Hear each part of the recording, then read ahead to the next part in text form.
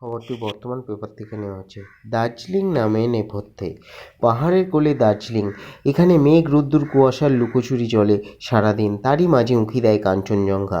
দার্জিলিংয়ের সঙ্গে জড়িয়ে রয়েছে বাঙালির নস্টালজিয়া, কিন্তু এই নাম এলো কীভাবে তা নিয়ে নানা মুনির নানা মত। অনেকের দাবি পাহাড় ও জঙ্গল ঘেরা এই জনপদে একদা বাস করতেন দর্জি নামে জনৈক বৌদ্ধ লামা। স্থানীয় ভুটিয়ারা তাকে অত্যন্ত শ্রদ্ধা ও ভক্তি করতেন। দর্জের তপস্যার স্থান ছিল বর্তমানে মহাকাল মন্দিরের কাছে একটি গুম্ফা। তার নাম থেকেই দার্জিলিংয়ের প্রাচীন নাম হয়েছিল দর্জে লামা। মহাকাল দার্জিলিংয়ের আদি দেবতা। কোনো ইতিহাসবিদ মনে করেন মহাকাল মন্দিরের দুর্জয় শিবলিঙ্গের নাম থেকেও দার্জিলিং নামটি এসেছে। এছাড়া প্রচলিত আছে আরও একটি মত, যেখানে বলা হয় নেপালের রাজা ফুনসার লামেগের রাজত্বকালে লামার এখানে একাধিক লামা সারাই বা গুম্ফা তৈরি করেন। তারাই জায়গাটির নাম দেন দার্জিলিং। দার্জিলিং নামের উৎস সম্বন্ধে শব্দের ব্যুৎপত্তিগত অর্থ নিয়ে চুলচেরা বিশ্লেষণ করেছেন গবেষকরা।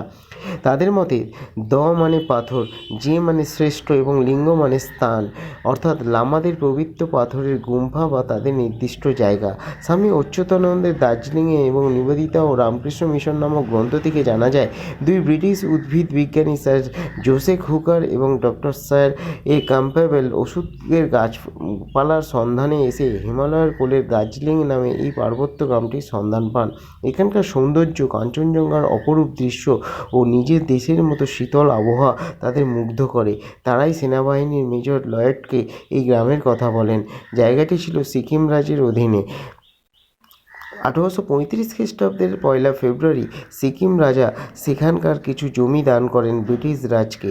ওই বছরই 9 মার্চ সিকিমের প্রদত্ত এই স্থানটি নিয়ে ইংরেজদের নতুন পাহাড়ি উপনিবেশ গড়ে উঠল। অপরিবর্তিত রাখা হয় নামটি। নমস্কার।